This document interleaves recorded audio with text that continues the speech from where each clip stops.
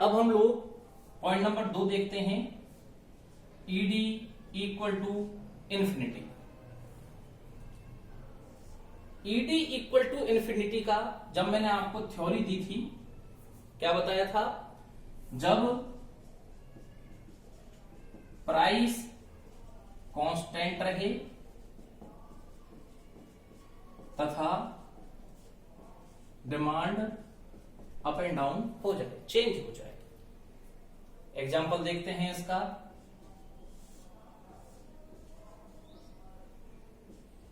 Price constant रहे, price क्या रहेगी? कांस्टेंट, और डिमांड चेंज हो जाए, 100 से बढ़कर हो गई 150। क्लियर? कंफ्यूज नहीं होना है अपने को। ईडी इक्वल टू 0 में हमने प्राइस चेंज की थी, डिमांड कांस्टेंट रखी थी। ईडी इक्वल टू इंफिनिटी में हम प्राइस कांस्टेंट रख रहे हैं, डिमांड चेंज कर रहे हैं। फॉर्मूला देखेंगे हम लोग, delta Q divided by Q into P divided by delta P. इसको मानेंगे क्यू, इसको मानेंगे Q1, इसको मानेंगे P, इसको मानेंगे P1। डेल्टा Q की वैल्यू आपको कैलकुलेट करनी है, Q1 माइनस Q 50। कोई दिक्कत? Q की वैल्यू है 100, P की वैल्यू है 10, delta P 10 minus 10 0, 500 divided by 0 equal to infinity. Answer क्या आ जाएगा बेटा? ईडी बराबर इंफिनिटी। किसी स्टूडेंट को कोई दिक्कत यहां तक? ये आप लोगों को बहुत ध्यान से सुनना है, देखना है। इसके नोट्स भी आप लोगों को तैयार करते रहना है साथ में। इसका यदि कर्व देखा जाए, कर्व बहुत इंपॉर्टेंट है बेटा इकोनॉमिक्स में। कर्व आप लोगों को हमेशा ध्यान रखने हैं, लर्न करने हैं, प्रॉपरली प्रैक्टिस करनी है इनकी।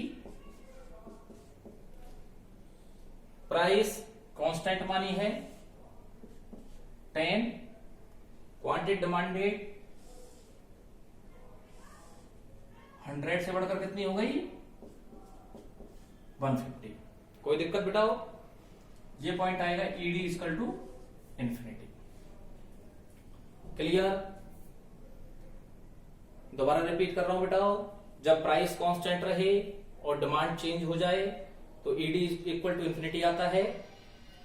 यहां पर एक एग्जांपल लिया गया है, प्राइस कांस्टेंट मानी गई है 10, क्वांटिटी डिमांडेड 100 से बढ़कर 150 हो गई है।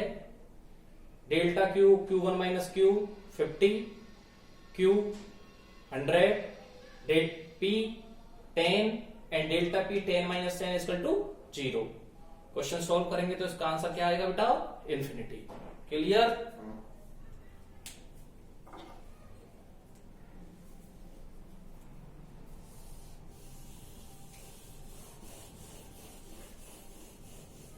अब बढ़ते हैं हम थर्ड पॉइंट की ओर,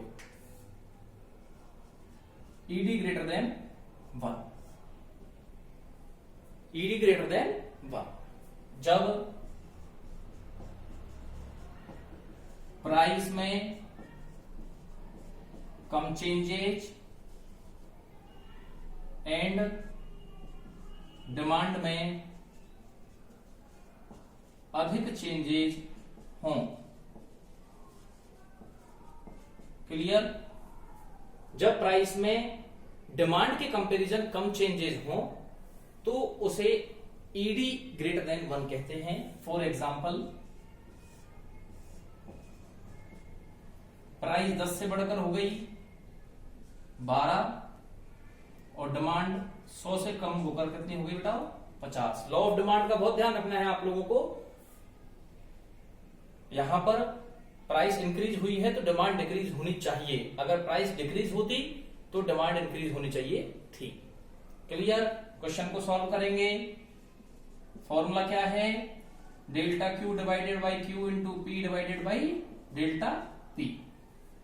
क्लियर? क्वेश्चन को सॉल्व करें। Q1 P एंड P1 50 कैसा आएगा? माइनस का, क्योंकि 50 minus 100 equal to -50 divided by 100 into P divided by 2,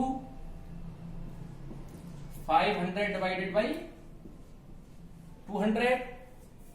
clear?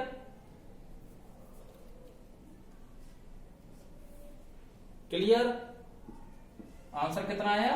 2.5। कितना आया? 2.5 किसका? माइनस का। तो यहां पर ईडी ग्रेटर देन 1, एक से अधिक संख्या होनी चाहिए। कुछ स्टूडेंट्स इस बात में कंफ्यूज हो जाते हैं कि यहां पर माइनस की वैल्यू होने पर भी 1 से इसको कैसे ज्यादा माना जाए।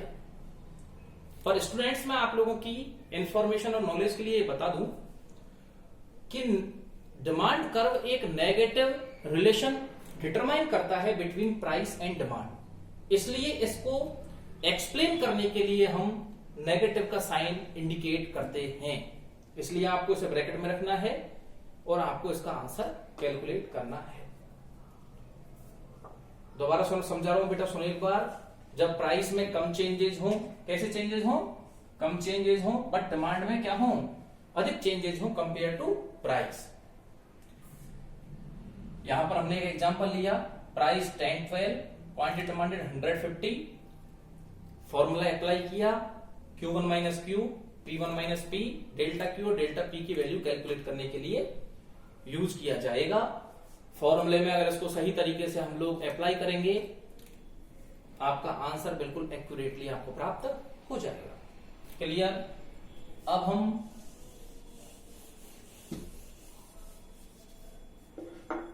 फोर्थ पॉइंट कैलकुलेट करते हैं, ईडी लेस देन 1। अपोजिट है, जब प्राइस में अधिक चेंजेज हों तथा डिमांड में कम चेंजेज हों। क्लियर? एग्जांपल देखें बेटा, प्राइस 10 से बढ़कर हो गई 20 और डिमांड 100 से घटकर रह गई 80। इस क्वेश्चन को सॉल्व करें एक बार अपन लोग। Delta Q divided by Q into P divided by delta P। Clear? Delta Q ये है Q1, 80 माइनस तो माइनस के 20, P1 and P 100 into P है 10 और डेल्टा P है 10।